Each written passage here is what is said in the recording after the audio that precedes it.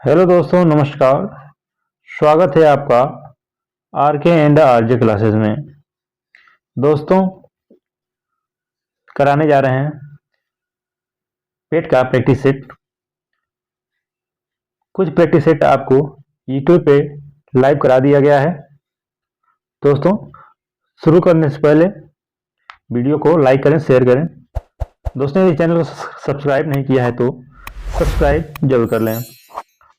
दोस्तों, आज का सेशन बहुत ही महत्वपूर्ण होने वाला है। ठीक है, तो वीडियो को ध्यान से देखिएगा, प्रश्न के उत्तर पर गौर करिएगा। दोस्तों, आज का पहला प्रश्न है, निम्नलिखित में से वह सिंधु स्थल जहां से सूती कपड़े के अवशेष मिले हैं? ए रोपड़, बी मोहनजोदाड़ो, सी कोरदीजी या डी उपयुक्त सभी। दोस्तों, इस प्रश्न का सही उत्तर होगा बी मोहनजोदाड़ो। दोस्तों, सूती कपड़े का खोज 1922 में राखल दास बनर्जी ने किया था। इसके साथ साथ यहाँ पर चांदी के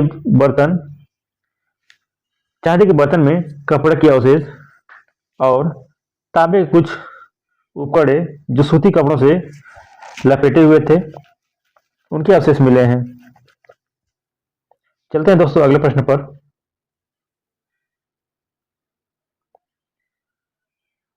अगला प्रश्न है, जैन धर्म के तीर्थंकर महावीर स्वामी ने स्वीकार किया।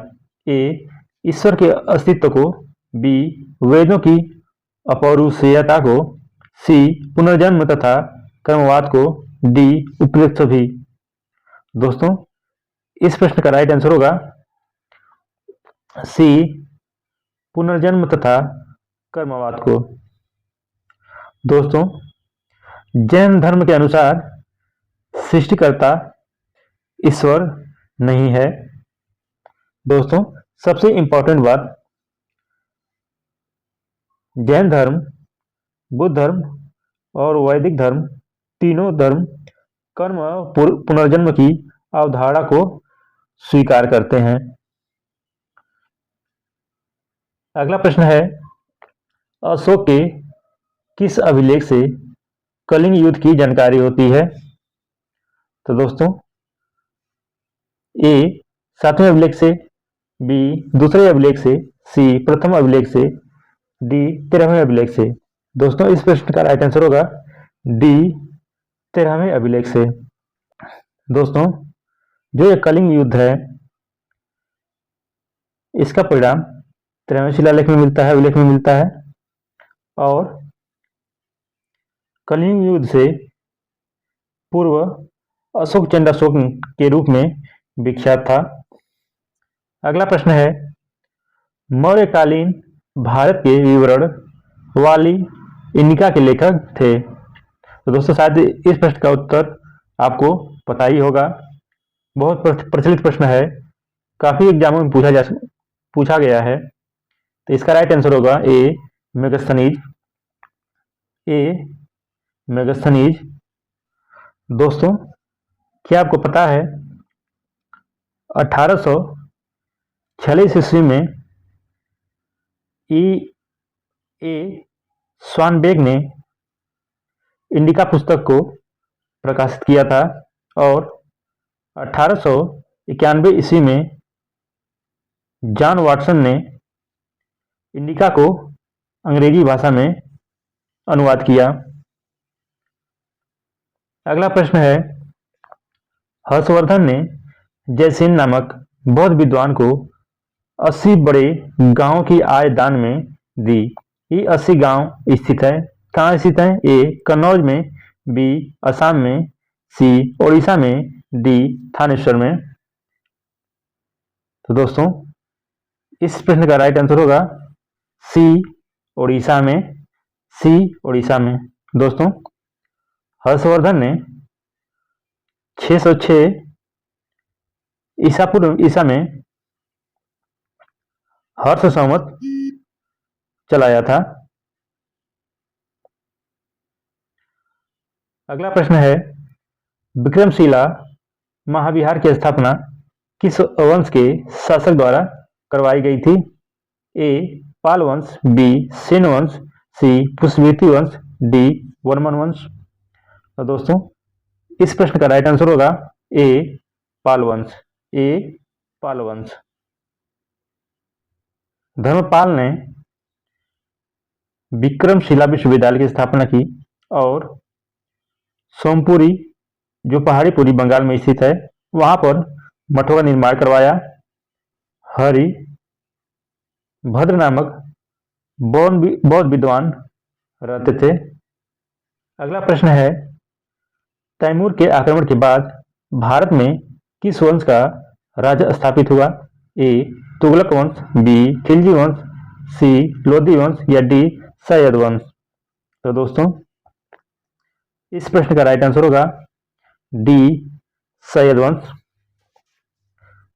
डी सैयद वंश। दोस्तों तैमूर का आक्रमण 1398 में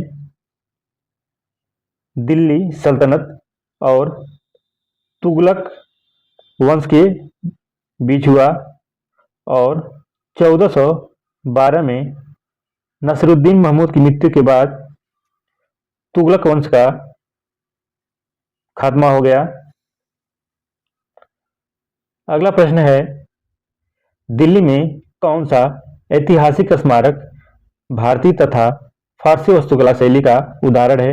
ए लाल किला, बी हुमायूं का मकबरा, सी कुतुब मीनार, डी लोधी का मकबरा। तो दोस्तों इस प्रश्न का राइट आंसर होगा बी हुमायूं का मकबरा। बी हुमायूं का मकबरा।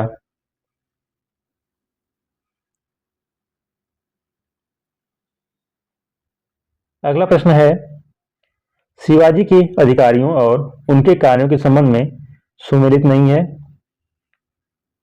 ए पेशवा सेनापति का कार्य करता था, बी मंत्री वाकया नवीस राज दरबार के दैनिक कार्यों का संचालन करता था, सी अमात्य आय व्यय का लेखा जोखा रखता था, डी सुमंत पड़ोसी राज्यों से संबंधित पत्राचार करता था। दोस्तों इस प्रश्न का राइट आंसर होगा ए पेशवा सेनापति का कार्य करता था। ये सुमेलित नहीं है। दोस्तों 1713 ईस्वी के बाद पेशवा विश्वनाथ और बाजीराव प्रथम ने व माधवराव प्रथम ने सेनापति का कार्य किया। साइमन कमीशन किस वर्ष भारत में प्रथम बार आया था? दोस्तों इस प्रश्न का राइट आंसर होगा डी 1928 में। 1928 में। दोस्तों साइमन कमीशन 3 फरवरी 1928 को जब मुंबई पहुंचा तो उसे काले झंडे दिखाकर साइमन गो बैक के नारे लगाए गए और मुंबई में हड़ताल रखी गई। दोस्तों साइमन गो बैक का नारा यूसुफ मेहर अली ने दिया था।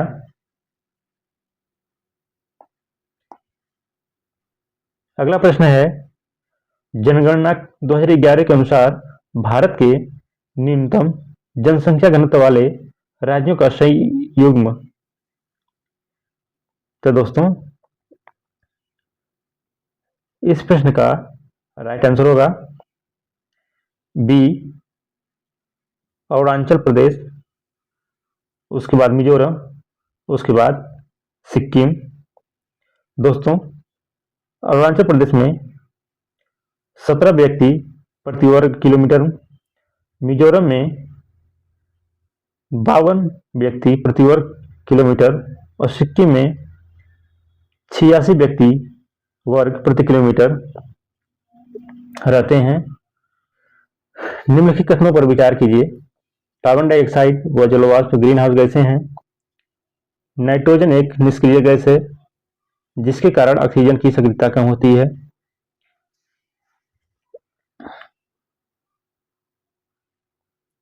दोस्तों 1 नंबर सही है और 2 नंबर भी सही है, यानी कि हमारा ऑप्शन में 1 और 2 यानी कि सी राइट आंसर होगा। अगला प्रश्न है, अफ्रीका के उष्णकटिबंधीय घास के मैदान को क्या कहा जाता है? दोस्तों इस प्रश्न का राइट आंसर होगा बी सवाना घास के मैदान, बी सवाना। जो अफ्रीका के शीतोष्णकटिबंधीय घास को मैदान को वेल्डस कहा जाता है।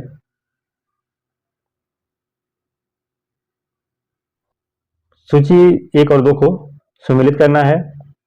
तो दोस्तों विषुवतीय जलवायु ये है कांगो की, और भूमध्य सागरीय जलवायु ये है कैलिफोर्निया की। मानसून जलवायु ये म्यांमार की है। लास्ट में बचता है सवाना, जो सूडान की है, यानी कि ऑप्शन नंबर डी सही होगा। दोस्तों अगला प्रश्न ये भी सम्मिलित करने वाला है। प्रदेश दिए गए हैं और जलवायु दिए गए हैं।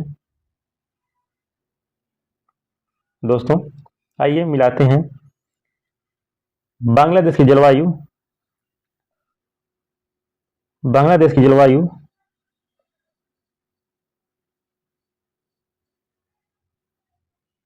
उष्णकटिबंधीय, कैलिफोर्निया की जलवायु भूमध्य सागरीय। अभी पिछले वाले क्वेश्चन में देखे हम लोग साइबेरिया शीतोष्ण, पश्चिमी ऑस्ट्रेलिया उष्ण मरुस्थल, यानी कि ऑप्शन नंबर बी सही होगा।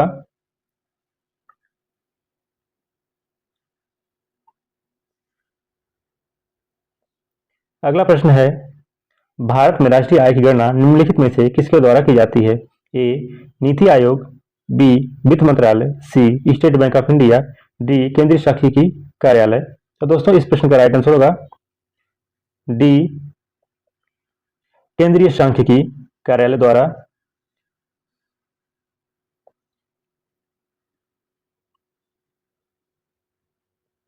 अगला प्रश्न, सब्जियों का उत्पादन किस खेती के अंतर्गत किया जाता है? दोस्तों इस प्रश्न का उत्तर आपको शायद पता ही होगा। A vermiculture, B pisciculture, C olericulture, D moriculture. दोस्तों वर्मी कल्चर केचुआ पालन के लिए, पीसी कल्चर मत्स्य पालन के लिए, मोरी कल्चर रेशम कीट और शहतूत पालन के लिए, यानी कि ऑप्शन नंबर सी बचता है यहाँ। तो ओलेरी कल्चर यानी कि ऑप्शन नंबर सी सही होगा। अगला प्रश्न है, भारत में क्रेडिट रेटिंग जारी करता है? ए क्रिसल, बी इफ्रा, सी केयर या डी उपयुक्त सभी। तो दोस्तों जारी करते हैं, यानी कि डी उपयुक्त सभी राइट आंसर होगा। भारतीय रुपए का कितनी बार अवमूल्यन किया गया है? ए 3 बार, बी 4 बार, सी 2 बार या डी 5 बार। तो दोस्तों इस प्रश्न का सही उत्तर होगा ए 3 बार भारतीय रुपये का अवमूल्यन किया जा चुका है। दोस्तों साथ साथ जान लेते हैं वो 3 तारीख जब भारतीय रुपये का अवमूल्यन किया गया था। पहली बार 19 सितंबर 1949 को, दूसरी बार 5 जून 1966 को, और तीसरी बार 1 और 3 जुलाई 19 91 को। अगला प्रश्न है, बेसल क्या है? ए बैंक जोखिम प्रबंधन से संबंधित है, बी व्यापार से संबंधित है, सी जीएसटी से संबंधित है, बी बीमा से संबंधित है। दोस्तों, इस प्रश्न का राइट आंसर होगा ए जोखिम से, बैंक जोखिम प्रबंधन से संबंधित है। अगला प्रश्न है,